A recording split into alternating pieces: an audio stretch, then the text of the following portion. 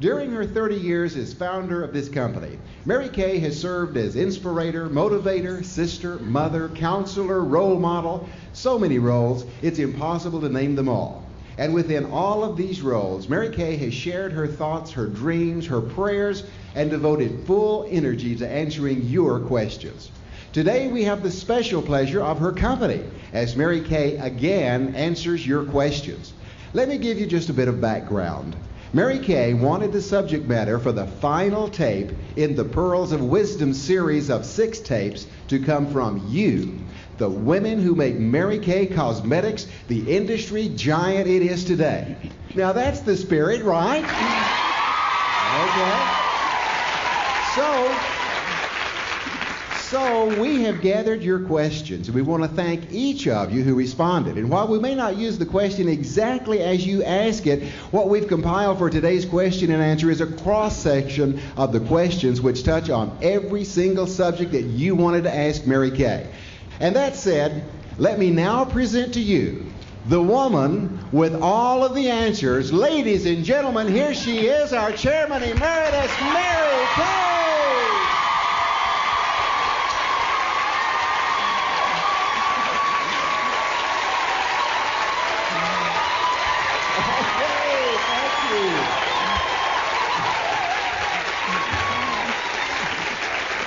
You may be seated. Well, Mary Kay, what a response. That's just like seminar, right? Well, Mary Kay, I have been given the great privilege of asking the first few questions because, frankly, I don't think anyone wanted to put their particular name on these. So we're going to start with the first question of this batch this afternoon, and here it is. Mary Kay, is there a myth you would like to shatter about yourself? Well, it gets shattered just about every weekend. When I go to the grocery store and people see me doing my own grocery shopping. You do your own shopping? When they see me at sales, I love sales, don't you? And I'm looking for the best buy. I love to do that.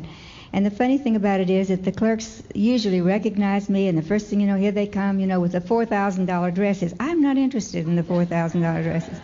I want to see what's on your sale rack here, But this follows me everywhere I go. So it makes shopping almost impossible. But I still clip coupons. Do you? If you don't, you're missing a bet.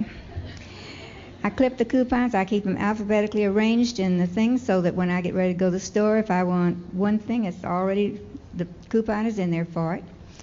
And I like to do that. And so when people see me out planting pansies a couple of weeks ago, you plant your own pansies? Yes, I do. Because you see, the funny thing is that I'm just exactly like you. There's no difference. Sometimes you see me at seminar with all the pretty gowns and the jewelry and all that business, but that's not really me. Really me is out planting the pansies and doing the shopping. All right, thank you very much. Here's another question for you. The question is, what is your worst fault? How dare you? Well, I think really it is the fact that I'm a perfectionist.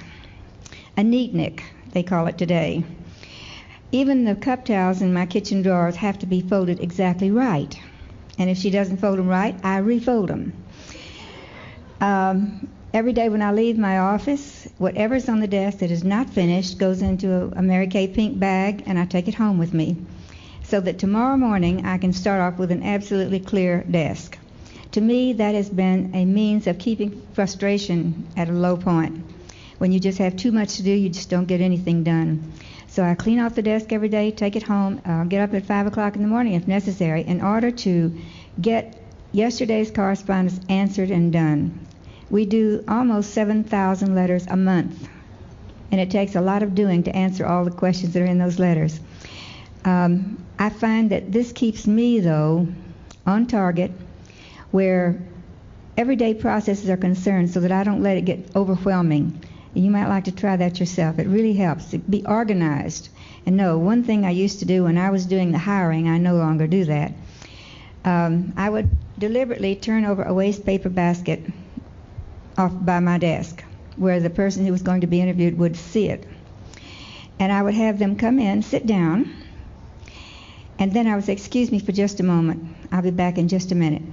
And I would leave for 2 or 3 minutes and come back, and if that person had not uprighted that trash can and put that back in, the job was filled. That tells you if the person's organized. If you can stand to see an overturned trash can and not do something about it, you're not organized.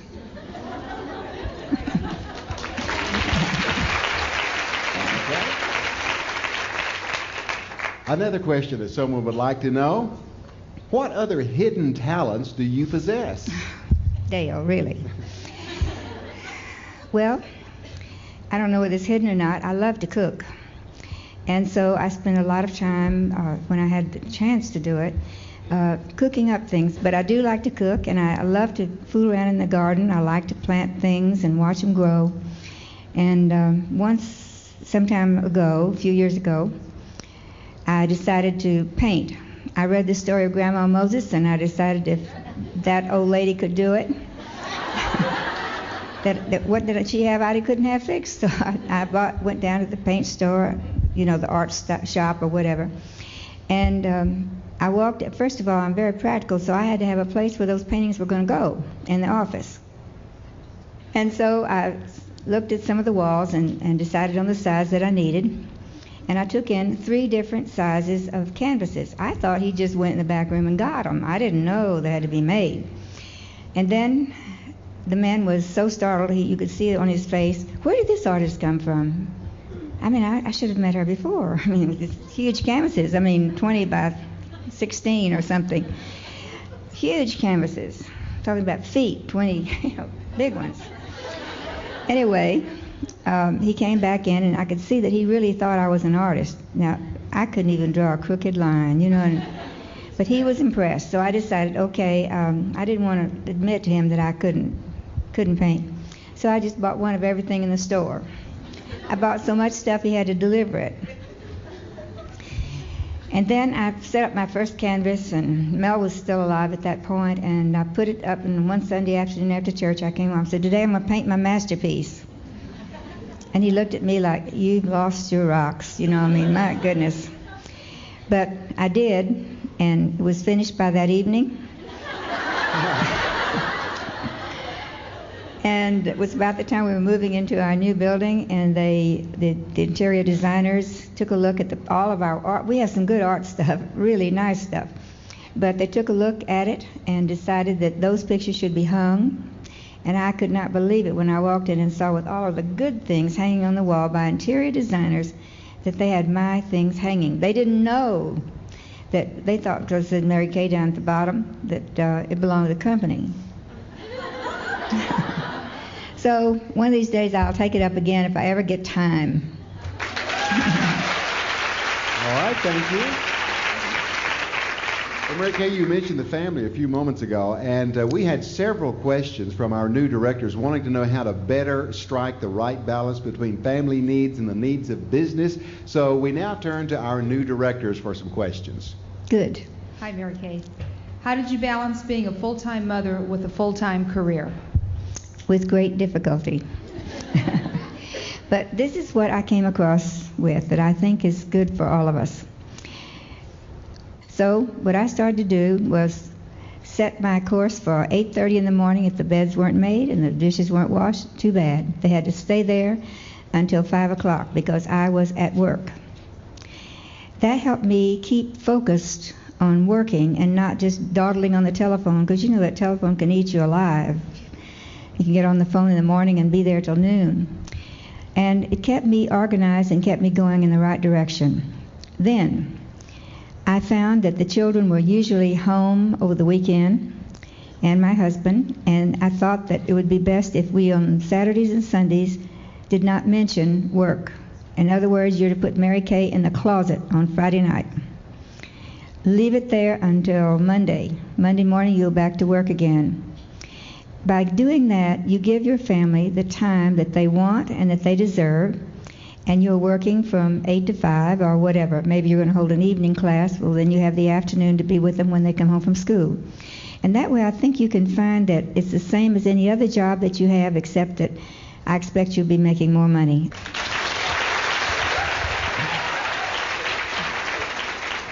Hi, Mary Kay. My question is, how do I deal with the guilt feelings and how to make sure my family doesn't feel neglected?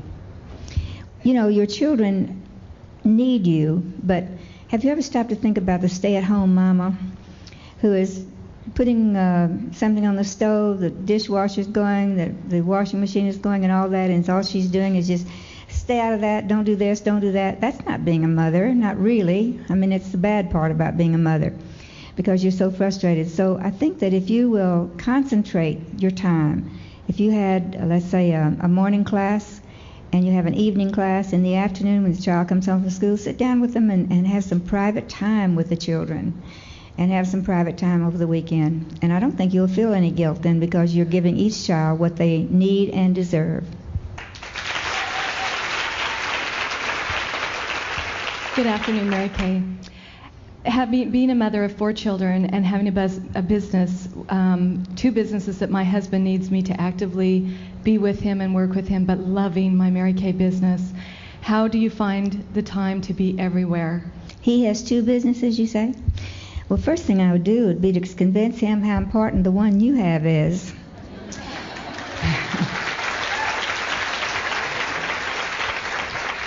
And convince him that if he will just support you, that one of these days he can give up that other job. Doesn't need 2 businesses. You have one and he has one, and that's enough. And then, as far as the children are concerned, I think that, well, now that's a problem. But with 4 children, I would delegate responsibilities to them.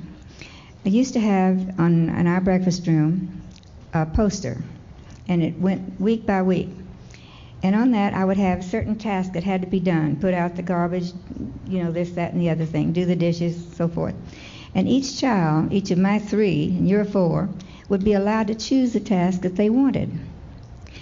And for that week, that is. We changed it around all the time. And then at the end of the week, well, first of all, let me say this, then I gave them this. If they did it without saying a word, got that garbage out, and I didn't have to tell them 7 times, and they did it right, they got a gold star that day.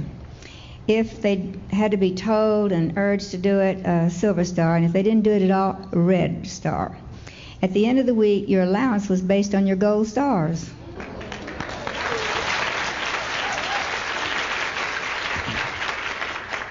Hi, Mary Kay. I'm struggling with the idea of quitting my second job. Any advice?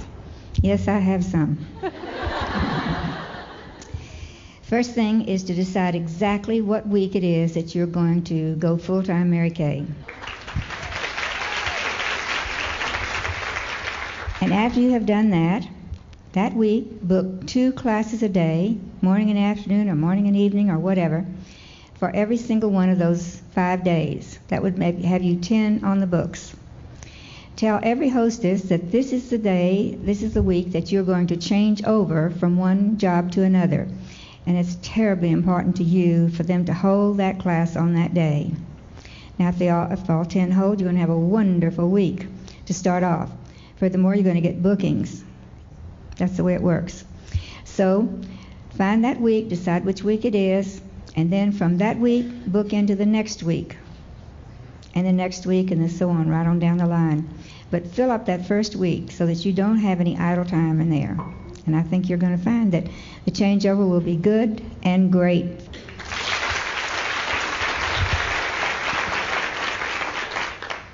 Mary Kay, you're so wise. What if you have a consultant whose husband isn't supportive? Well, cure number 1 is bring him to seminar. And sometimes they say to me, but he won't come. Well, if you bought him an airline ticket for his birthday, he usually does use it. And I found that if a husband will come to seminar and see the big picture that we sometimes fail to see, that they go home saying, now listen, honey, now you get yourself busy. I'm telling you, you're just wasting time around here, now get with it.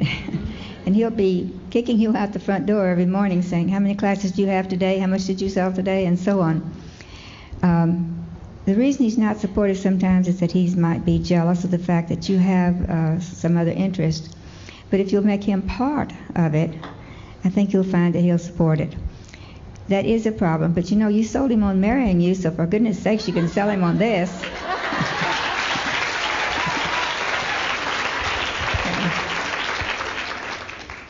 Hello, Mary Kay. I want to know everything I can do to help keep the dream alive. This is the most perfect company, and I would like to help keep it this way forever. Thank you. That's my dream, too. First, I think you have to realize that your unit is a little company inside another company. You have your own company. You're a president of your own company right this minute, those of you who are now directors. So, form your company on the same foundation that this company was founded. The Golden Rule, God first, family second, career third. Hold to it. And that will be the way that you'll start running your little company. And then from there, remember that it's important for you to set the example. Monkey see, monkey do. And believe me, a unit will be, the first thing you know, they'll change their hair to your hair color. If you wear a blue suit, they all want a blue suit. It's really strange, but it is true that they follow right in your footsteps. So you are the one who sets the example for your unit to follow. If you're always a go-give person and you always use the Golden Rule to settle any problems that come up, they're going to recognize that, and they will learn more from watching you than from anything else. What is that old saying? What you are speaks so loud, I can't hear what you say. So be the example. Hello, Mary Kay. I would like to become a national in the next 10 years. How many hours will that take? A lot. Okay, the record is held today by Nancy Tejan, who became a national in 3 years. You have never seen anybody so enthused in your life. I was once landing at an airport, and we were going on one of those little mobile carts, you know, and Nancy was sitting right beside me. This was the first time I'd ever been to Minneapolis, and she was excited, but she saw a real sharp-looking girl coming this way toward the cart. She jumped off, ran down, and do you know that by the time we got our baggage, she had an agreement in that woman's hands? She went up to her and she said, "You are so sharp-looking, I have got to tell you about this." And she just went right through the marketing plan right there in the middle of the airport. But that was her extreme enthusiasm that did it. So to become a national, you have to get offsprings, right? And each time someone leaves your unit as a DIQ, you must mentally go into a progression of being a DIQ again yourself to replace those 30 that are going to depart from your unit so it won't be left with a hole, right? And if you will do that, you're going to have at least 2 offsprings a year, and you will be replacing them as she is getting her unit together. And I think you'll find that in 5 years at least, maybe 3, you could go out to beat the record. You can be a national.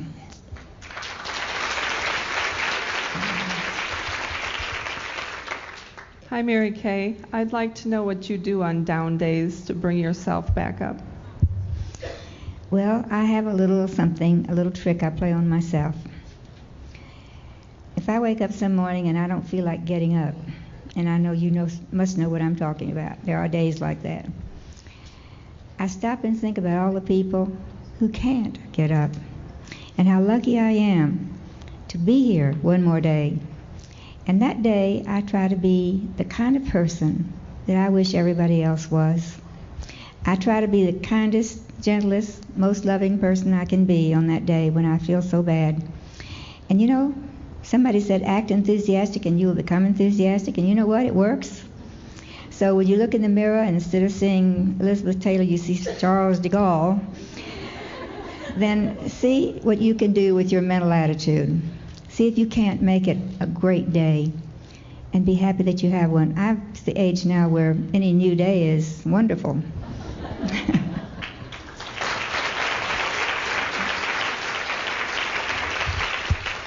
Hi, Mary Kay. How do you handle people who just don't seem to want to succeed? Well, I think you have to remember that some people are not going to succeed. This is one of the hardest things directors have to face, is the fact that not every single person you bring into your unit is going to succeed. I've given my all for 3 weeks. I call them every day. I would encourage them. I never criticize because I think criticism is destructive instead of constructive. If she had a bad class, I would say, well, let's see. What can we do about that? Let's see what we can do to make it better. Repeat all of the good things you did today and then don't repeat the bad things. And after 3 weeks, if that person, after you give them 3 weeks of steady calling and talking to them, then I change course and go on to somebody else. Keep them in your hip pocket for a while. And if they're not going to succeed, there's not very much you can do about some of them. If you were to bring in the best burpee seeds in the whole country and sprinkle them on this carpet, they're not going to grow. But if you take them out there and put them in one of those flower beds, they will grow. Some people are not going to succeed, and that's the hard thing that you have to learn. Give them your all for as long a time as you feel is necessary, and then switch gears. You know, the average director spends 45% of her time with those people who are going out because she's trying to revive them. 45% of her time with those in the middle, and only 10% of her time with the ones at the top. You should be working with the ones at the top. Work with the people in your unit who really want to succeed.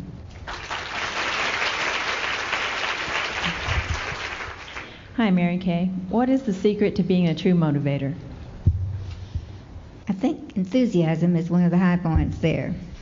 If you will be enthusiastic and up all the time, you are not allowed as a director to ever be down.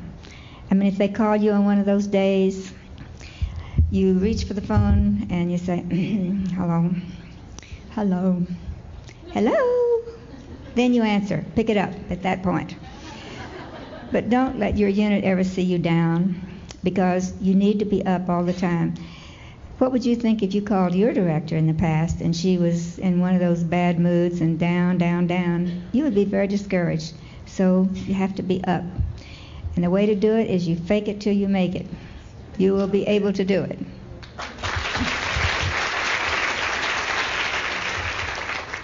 Hello, Mary Kay. I'd like to know, how do you overcome being intimidated by women with degrees? Well, that's interesting. You know, most of our national sales directors don't have degrees. You read applause every single week or month or whatever, and you see those phenomenal commissions they're drawing down. Does that blow your mind? A lot of people get out of college still ignorant. They really do.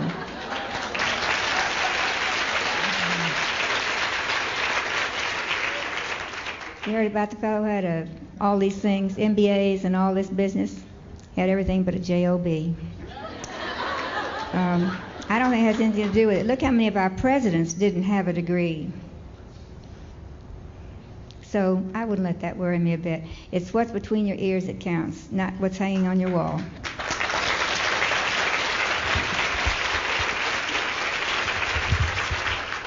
Good afternoon, Mary Kay. Would you share the Susie Vickers story and something of her personality and the evolution of the Go Give Award? Well, I wish I could emulate Susie Vickers. There's just no way you can do it. She was so excited and such a wonderful person. She had dreams as big as the world.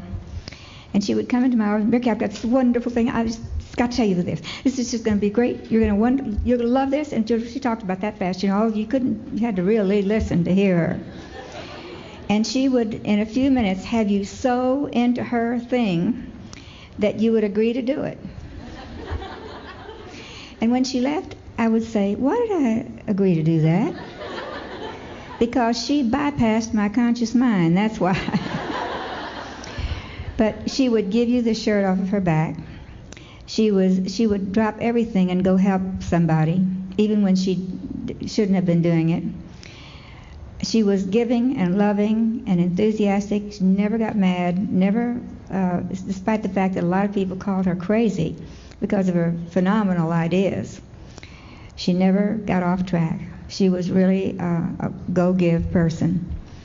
And so, after she died, we decided to name a Go-Give program after her. So it's become the Susie Vickers Go-Give program that we have now every year. And that our entire organization tries to live up to this same kind of person that Susie was. I'm sure she's up there today looking down and being happy that you still think about her. Hello, Mary Kay. My question for you is, how do you get and keep the go-give spirit alive and well in your unit? First of all, by example. If you set the example for them being a real go-give person, they'll follow right in your footsteps every single time. I think that you have to praise the people in your unit on a constant basis for the good things that they do. Bring them up and let them speak about the good things that they have done during the past week. This can happen in your crow period. And let them see that doing good is very important. I'm sure that you all have adopted from time to time a project to help people, some maybe the sick or the poor, the older people. And this is a go-give spirit motivator right there. If you go out and help some people, you'll find that it will really buck your spirits up. Okay. Hi, I have this question. How can I best meet all your expectations as a director? Well, first thing you can do is to get 50 in your unit.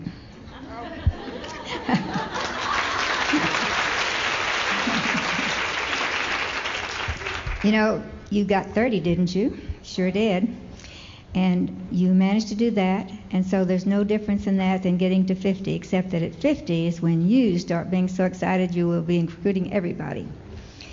And then the second thing I want you to do is, for goodness sakes, please take care of the adoptee system. Do you realize that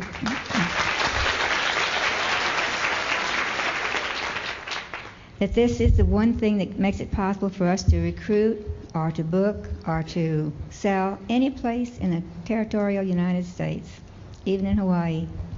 So if you will simply keep the go-give spirit and treat the people in your unit who are the adoptees just as you would if they were members of your unit. Let me give you this example. If you adopted a child into your family, you wouldn't suddenly say, no, you can't have any steak tonight, you're an adoptee. You wouldn't do that. I mean, that would be harsh and cruel, wouldn't it? Well, it's the same thing. You're harsh and cruel if you don't take care of the adoptees. Forget they're adoptees. Treat them as you would any unit member. Let me see the hands of those of you who are from an adoptee. Look around the room. Isn't that magnificent? That's how powerful the adoptee system is. And you go back home and tell your adopted director, I'm proud of her. Very important. And then keep your motivation high for yourself and lead your people by example. Be everything they expect you to be. Sometimes that's difficult, but you can do it. Help them to know how important it is that our company go on and on and on, because how many women we can help. So if you'll do all those things, you're going to be a great director. Love your people to success. Hi, Mary Kay. How does it feel to be so loved, honored, and respected by more than 250,000 women who dare to dream to be like you? Thank you.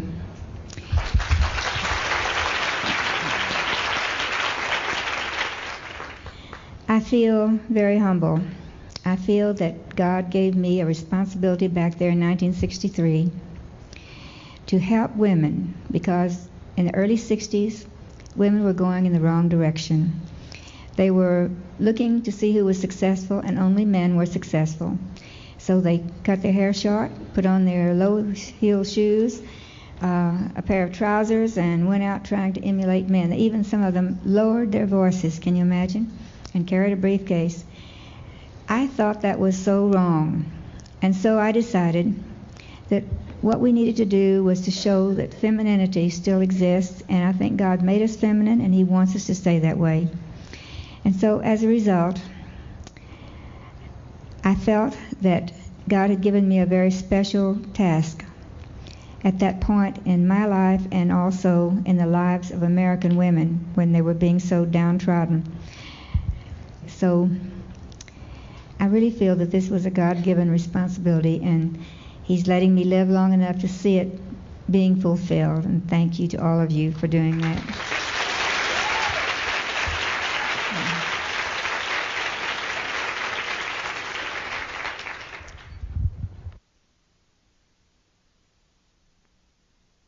Hi, Mary Kay.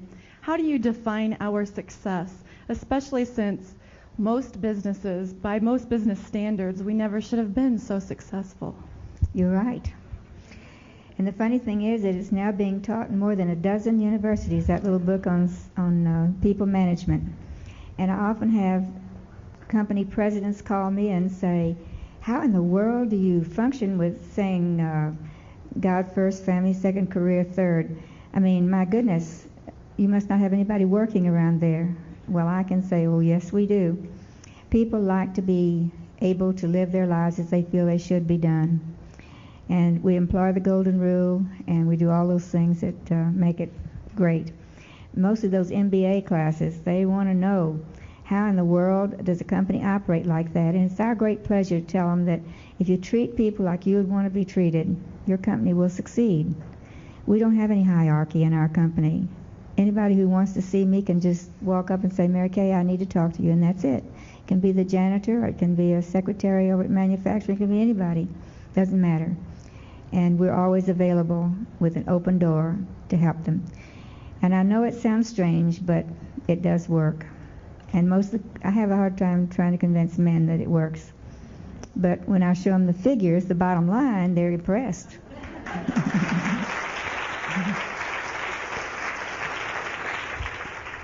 Hi, Mary Kay. What is your next dream or vision for you personally? I want to see this company go on and on and on forever and ever. And so my goal, day by day, is if just one more woman finds out how great she is today, it will have been a good day for me.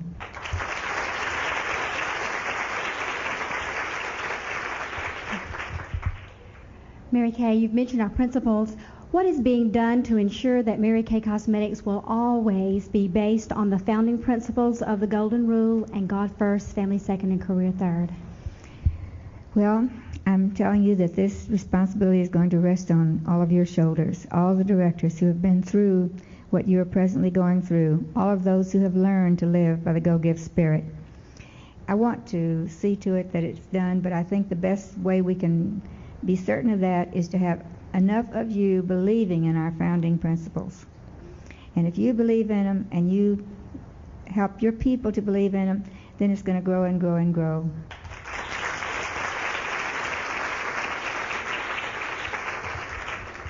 Mary Kay, what are the growth aspects for the 90s? Tremendous. The direct sales companies in America are growing by leaps and bounds for this reason. Women don't have time to shop anymore. I mean, 70% of people are now working. They don't have time to shop. They are delighted to have you call them and say, can I help you with your Christmas shopping? Oh, yes, could you? And you mean you'll wrap it too? That's wonderful. They're delighted to have the assistance that you are giving them. So I think that the projection for the 90s is going to be tremendous. Hi, Mary Kay. What is your daily motivation? Daily motivation. Well, first of all, I keep on my bedside table some things that inspire me all the time. I love to listen to Dr. Schuler's tapes. I've got some good ones from Norman Vincent Peale and some other great motivators. And then at the same time, I try to do my daily Bible reading, and that motivates me. There are certain passages that are particularly important to me.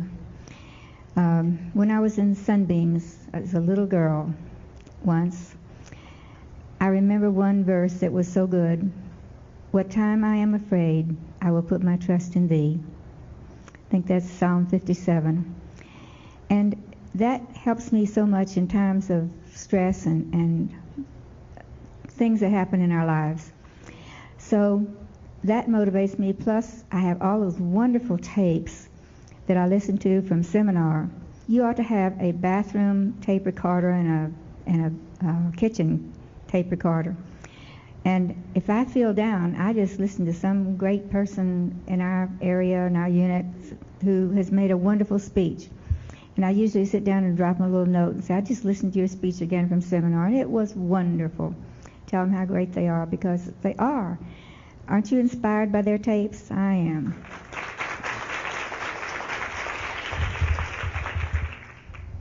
Hi, Mary Kay. Has anyone ever believed in you as much as you believed in us? Yes, one person, my mother. She was my inspiration from my early childhood.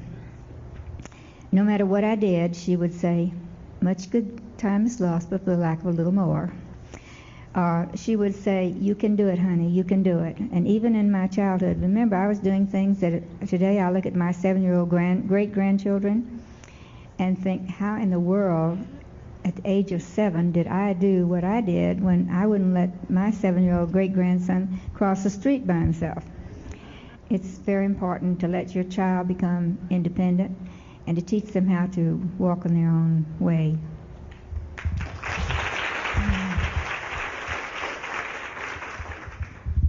Hi, Mary Kay. Who influenced you the most in developing your people skills? That goes back to the 5th grade. Teacher was Leela B. Scott.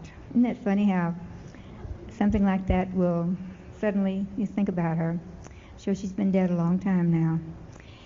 She took a great interest in me because primarily she was aware of my family situation, that I was the housekeeper, the everything to my father, that my mother worked all the time. And so she began taking an interest in developing me from the standpoint of extemporaneous speaking. I didn't know I had that ability. And she would train me and teach me and keep me for a couple of hours after school some days to teach me some more about it. Finally, she thought I was good enough to enter me in the Texas Extemporaneous Speaking Contest. And I won 2nd place. Now, I have to tell you that this topic I was speaking on was not what I was describing. It was really very funny. It was the wrong topic, but I won the contest anyhow. So I guess the judges didn't know the difference either. And that was the beginning of extemporaneous speaking, learning to stand on your feet and think at the same time and to address people. That's the beginning. I would urge you to have your children take things like extemporaneous speaking and debating in school. I don't remember a thing about calculus or algebra. I couldn't work an algebra equation now for anything. But I certainly did benefit from what I learned in debating and extemporaneous speaking. So encourage your kids to do that.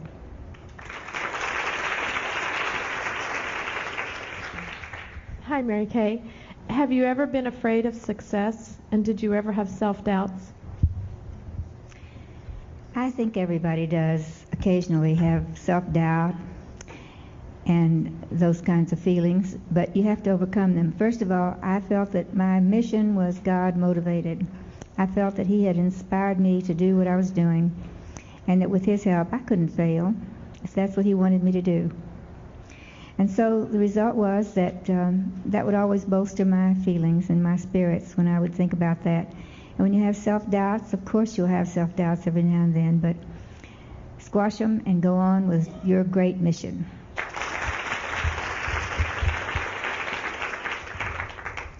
Hello, Mary Kay. Do you ever get angry and show it, or are you always so loving and kind? Thank you. Well, somebody said one time that even if you win an argument, you lose. And I try to keep that in mind when something like that occurs, that so you win, you still lose. And so you might as well keep your temper. I think one of the people who uses that principle more than anyone I know is Irma Thompson, my assistant for 27 years. I've never seen her angry. She's always been just wonderful, cool-headed, and great. And I sort of remember her and remember that she never gets angry no matter what comes at her. And sometimes, you know, things do happen that make you angry, but if they do, you have to simply squelch it and not respond to the anger that's coming. Remember, even if you win, you lose. So I try not to ever get angry. I do sometimes. If I do, it's going to be in private. I'm not going to do it where somebody else is there.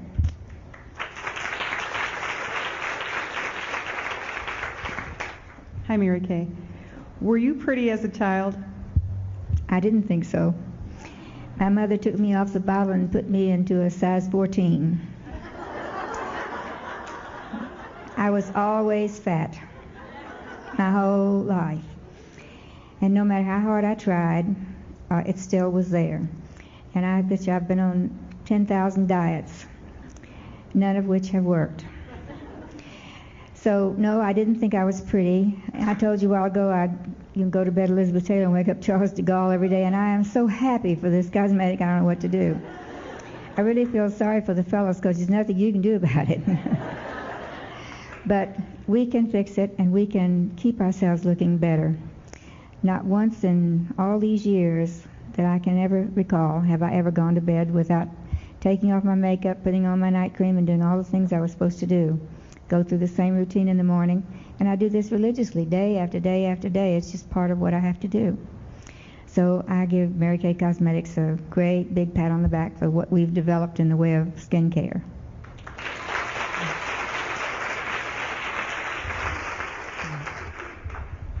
Hi, Mary Kay. You always seem so energetic. I want to know if you take vitamins or herbs. Yes, I take a double dose of vitamins every single day. This is on my doctor's orders, and yes, I do take vitamins. Hi, Mary Kay. How many evening gowns do you have, and where do you purchase them, or do you have them made? Oh, my goodness. Well, I lost count some time ago. What we were trying to do is we're going to try to put some of those, the better ones, in the museum that we're establishing in the lobby of the company. If some of you have visited there, or you will be visiting there this week, be sure to go through that exhibit. I've kept every single director suit that we've ever had, and they're all going to be on display at one time or another. We change them out about every 3 months. We put the evening gowns out once in a while, and different ones. And it makes it kind of exciting for the people who come through the lobby. So, yes, I do have, I've reached the point, first I used to go out and buy them, try to buy them. It's very hard to find it, you know. But after a while, I found somebody coming on stage with my dress on. And sometimes there'll be 2 or 3 of us up there with the same dress on. And so I finally decided at that point, okay, I'm going to have an original made for seminar each year. So now Victor Costa makes a seminar dress, we call it, every single year. I go over about last of May and have him start on whatever I'm going to wear this year. One was the black velvet, remember, with the big puffy sleeves and gold sleeves. He sent those sleeves to India to be beaded. And that was because we were copying a design. It cost $25,000. And he made it for $2,500, which I thought was quite a bargain.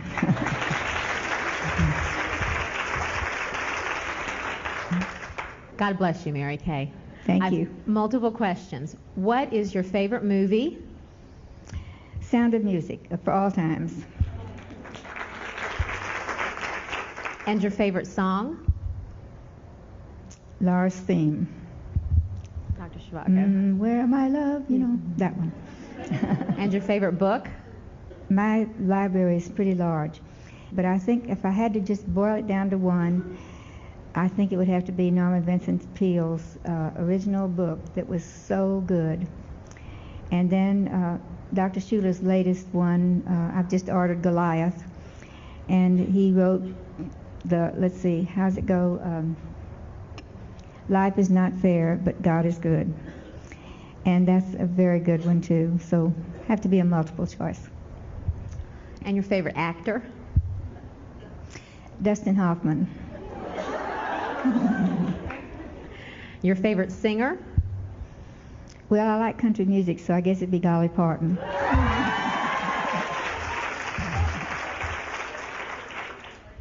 Your favorite food? Mexican.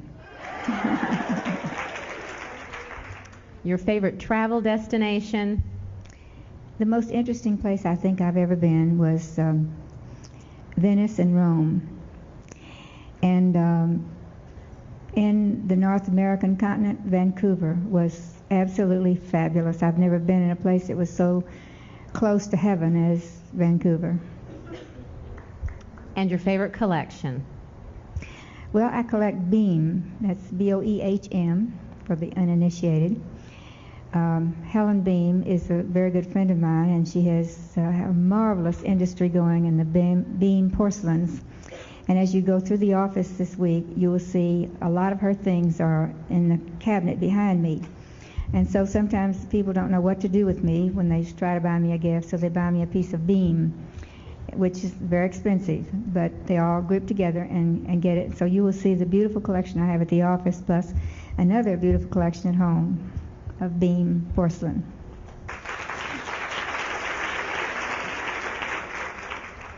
Hi, Mary Kay. Is it true you had a garage sale?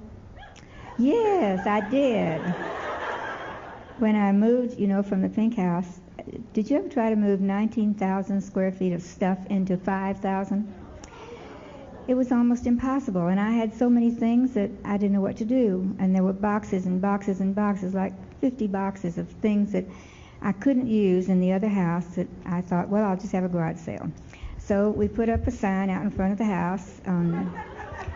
There would be a garage sale on October the 26th. Now, I tell you, it had not rained in October at all, not a drop, until the 26th. Woke up that morning, it was raining cats, dogs, and donkeys. It was sheets of rain, 5 o'clock in the morning. And so I thought, oh my goodness, what in the world? So I've got together every umbrella there was in the house, the ones that are in briefcases and whatnot, and put them up. Got about 6 of them together. And Nancy and I drove over to the house, to the pink house, and this was before daylight saving time last year. And there were cars lined up out there with the lights on in the dark. And I said, these people must be crazy. There's rain coming down like this. So I handed all of the umbrellas to the security person on duty. And I said, this is to get them back to the garage, half a block to the garage back in that house. Well, we let in the first few people who were in their cars, and they came up to the garage, and they went in, and they started grabbing things like, I want this bunch, I want this bunch, I want this, I want this. And it was amazing. So I went in the kitchen because I was stopping the traffic. They wanted me to autograph an old picture or something. At any rate, I went in there to start making some coffee and fixing something for the people who were helping me hold that garage sale. One of them was my granddaughter Gina, and she came in about 10 o'clock, and she said, well, I guess that's that. And I said, what do you mean that's that? And she said, go look, we're sold out. We don't have anything left. I even sold your umbrellas.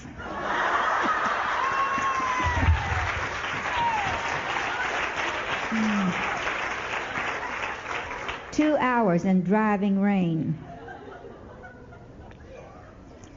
Hello, Mary Kay. My question is, what do you do in your downtime to unwind? Well, I like mystery novels.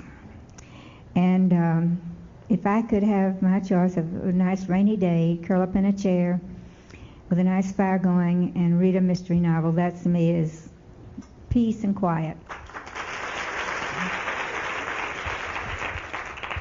What is it like to be Chairman Emeritus of one of the leading cosmetic companies in the world? And are there other women who've achieved this success whose company you enjoy? Yes. I happen to be a member of the Horatio Alger Association. This is Horatio Alger, in case you don't know, is you have to start a business from scratch and bring it to great heights. And you usually have to be 108 to be in it. Fortunately, they chose me in 1978. And I enjoy the company of 8 other women who are in the Horatio Alger Association. Remember this, that they've been doing this for 43 years. That's 430 people. They choose 10 a year out of the entire United States. So out of 430, there are only 8 women. But those women are so dynamic. Helen Beam is one we talked about a while ago, and several others that you might know. One was Secretary of the Treasury, and Vanita Van Caspel in Houston, who owns her own financial firm, and Jean Nidich, who is head of Weight Watchers, and some of the others. One is a pediatric doctor in Houston. And it's inspiring to watch these women and to see them work, to see their great ideas. And so each year, as we meet once a year in Washington, D.C., we all get together and talk over what's been going on in each other's lives. And there's some of the stories are just magnificent. So yes, I've been inspired by them.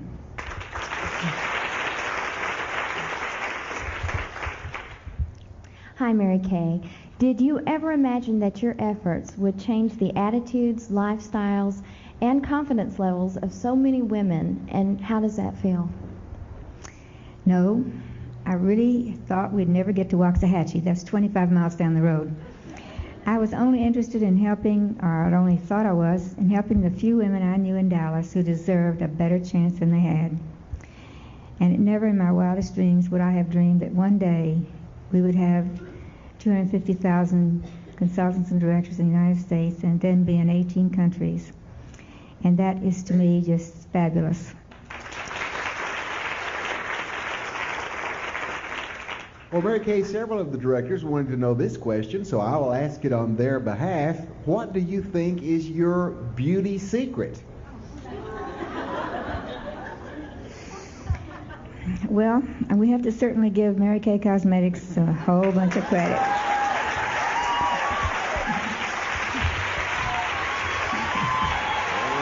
Ladies and gentlemen, answering your question, our chairman, Mary Kay.